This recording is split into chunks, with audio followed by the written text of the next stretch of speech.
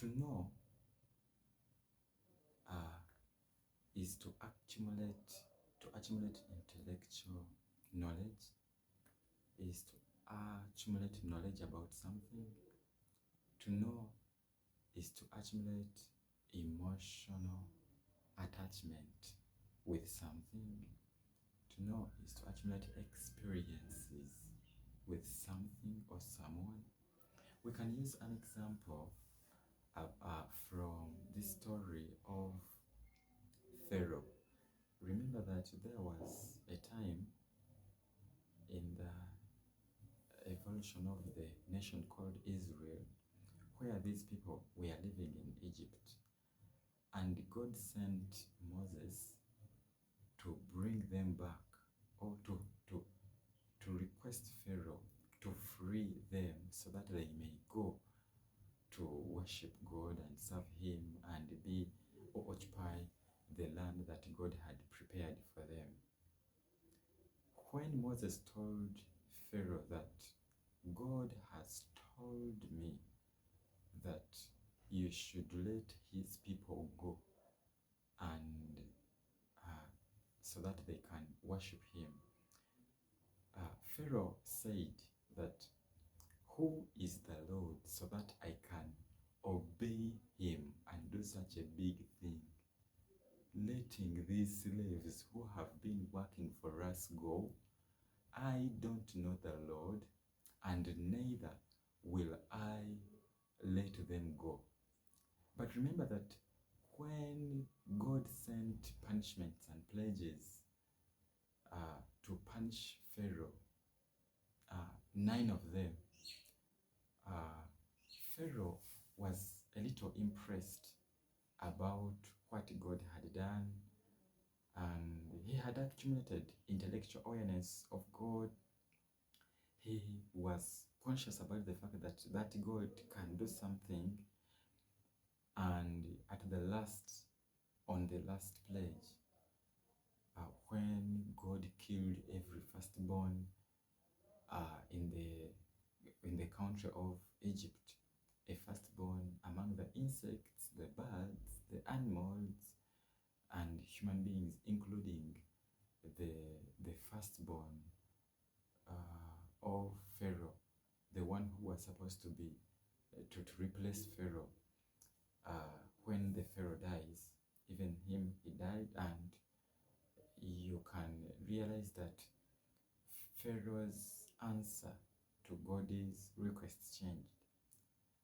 It implied that I have now known the Lord, and let his people go, regardless of the pain we are going to experience while working on our own, regardless of the work they have been doing and the help they have been rendering us, the knowledge they have been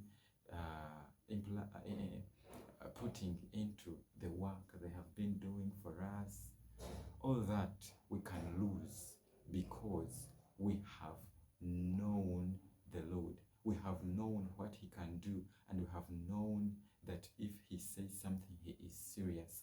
We have known that he lives, he actually exists, he has power, and he is in charge.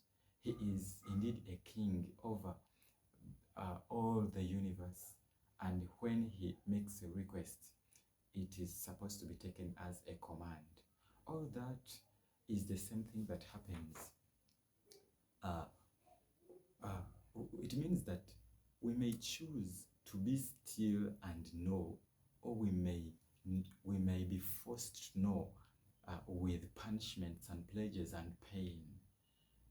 Therefore, the instruction that be still and know is a humble, merciful, and gracious invitation, not to wait to have intellectual awareness of God, of his authority and sovereignty through pain, but to have all that intellectual awareness and emotional attachment and experiences with him only by bringing back our attention from the things we have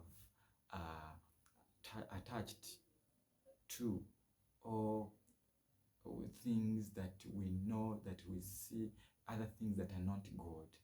Yes, it is a merciful invitation that before you wait, before you wait to have or experience pain, so that you can recognize that God actually lives and he is interested in having a smooth, beautiful, jointless and organic relationship with you, before pain comes to bring that, to ignite that awareness, that consciousness.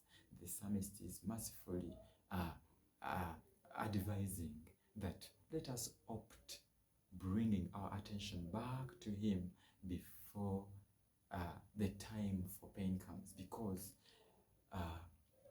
we must know the Lord.